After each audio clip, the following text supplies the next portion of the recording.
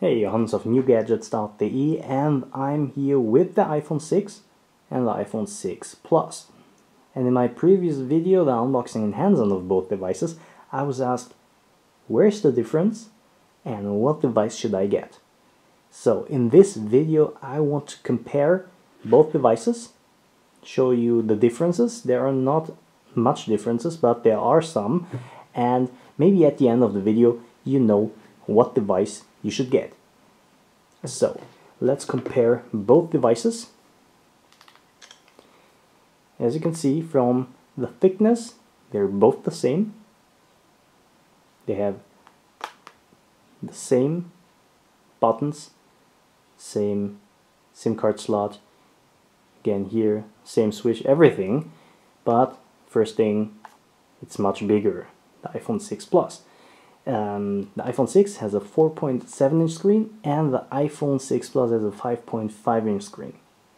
So there's the first difference. As you can see, if I hold it in my hands, the iPhone 6 is still handy. The iPhone 6 Plus is much bigger, so I think not everybody is used to this size. So let's compare it with the iPhone 5S. I think many of you already have that one. So as you can see, it's not a big step from the iPhone 5S to the iPhone 6. It's just a bit bigger. The iPhone 6 is also smaller and thinner. Thinner, but we have these round edges, and I know a lot of people who really like this edgy design from the 5S. Because you can also stand it up. Not possible anymore with the iPhone 6. iPhone 5S versus iPhone 6 Plus. As you can see, it is much bigger and it's a huge step. So if you already got used to the iPhone 5S and think it's really nice that you can reach everything with your thumb, and if you hold the iPhone 6 Plus, you can see it is really hard to reach everything if you're holding your phone like this. If you want to reach it, you have to bring it down and then you can reach it, of course. But it's much bigger, and I think you really have to get used to this size. The iPhone 6, I think after about 1 week, I think you get used to this size. But this one is really a bit different. But it is, in my opinion, a nice tablet replacement already. Because if we compare it with the iPad mini, which is here, the iPhone 6 Plus is of course much smaller, but with a 5.5-inch screen, you can already do a lot of stuff. So when we turn it on, you can see that we have a really gorgeous big screen, and we have a landscape mode. And you don't get a landscape mode on the iPhone 6. So Apple introduced it over here on the big device. Same landscape mode like on your tab. And I really like this landscape mode because, for example, in the emails, you get your emails over here on this side, and you can open it up and view them over here on the right side. I think that's really nice if you want to be productive. Also, the keyboard is a bit bigger over here and has more features on the iPhone 6 Plus. So you get the shortcuts for cut and copy and paste.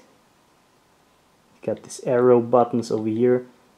So I really like this, and I think thumb typing is really fun over here. So in my opinion, the iPhone 6 Plus is really a device for people who want to replace their smartphone and their small tab to have one tablet, like a phone and a tablet. So this is like a hybrid device. You can do everything on this device because it has a big screen, you can use it as a phone, and you can really be productive with this one. if you just want a phone and also want to run around with your iPad or your iPad mini, maybe then you should get an iPhone 6. Because as you can see, it is much smaller.